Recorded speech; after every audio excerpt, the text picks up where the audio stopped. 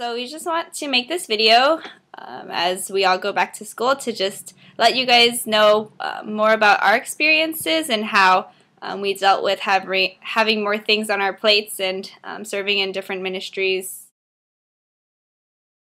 Coming into my junior year, I had a lot on my plate. It was definitely a year of firsts, so my first time leading a small group, my first time leading a ministry, my first time being a part of a ministry that had never taken this direction before, and it was also definitely a year of a lot of schoolwork, being my junior year and being an engineer. Junior year, I led a small group, and also I was working part-time at the library and also volunteering at a clinic and taking a lot more operative classes. My sophomore year, I was actually on a team for ministry, and I was pretty involved in that, so that took up a lot of time.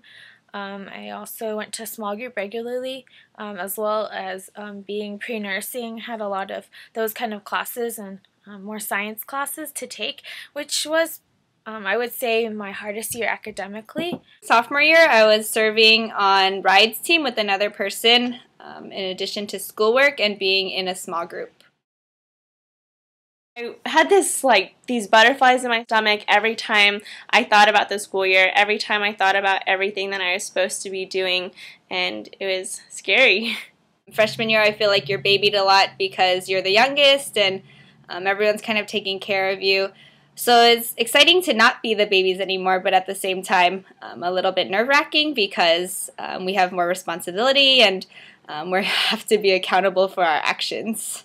Confused. Excitement to be able to have new ministry opportunities, to live in the apartment with believers.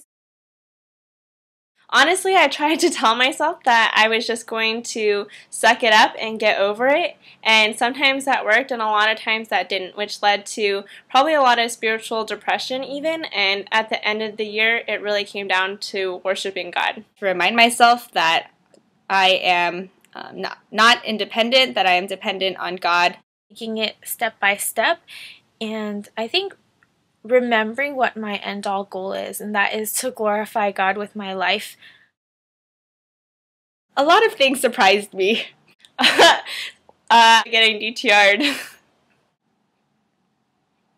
Sophomore year was definitely a time to grow up in a lot of ways and to step up, even in small group. I always wanted to join my small group. To small group lead, and that to see how God worked in these girls' lives despite my inadequacies. I loved my girls so much. Just remember us jumping up and down, or maybe it was just me jumping up and down on the beds.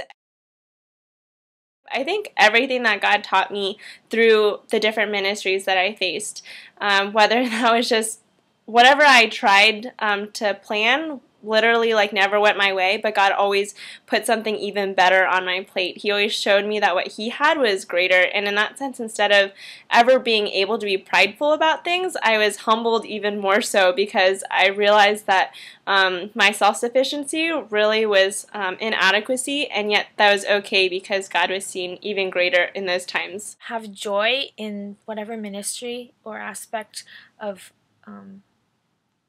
fellowship or church that you are serving in. Ministry is a privilege that as we serve, we should remember that we are worshiping God.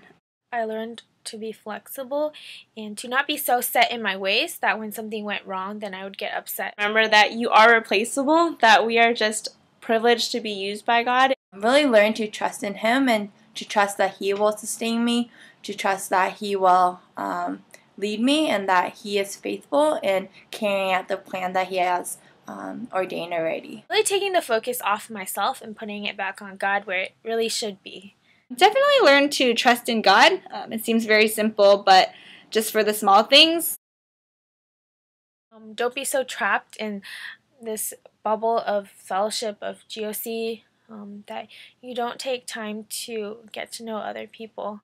Understand why they live their Christian life the way they do, in terms of why they read their Bible, why they go to church, why it is that they are in a small group, why do they pursue Christ, to understand and form those convictions while they're in college. To remember that your relationship with Christ comes first. Even though on the outside my life probably looked very blessed and perfect, which it was to some extent, like, you know, I was getting good grades, I got to lead all these ministry teams, exciting things were happening in those times, like I love my small group, I had a really great boyfriend and relationship there, but honestly, inside, there are so many things that are wrong. Just because the outside or the things in my life were good doesn't mean that I was satisfied or content. And what it came down to is me just saying, you know, is God my center?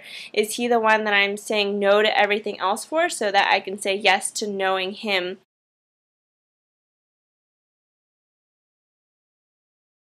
Oh, like that. What's this video about? Oh! Wait, what was the question? Okay, it's going. Okay. The lighting's kind of weird. I look kind of like orange.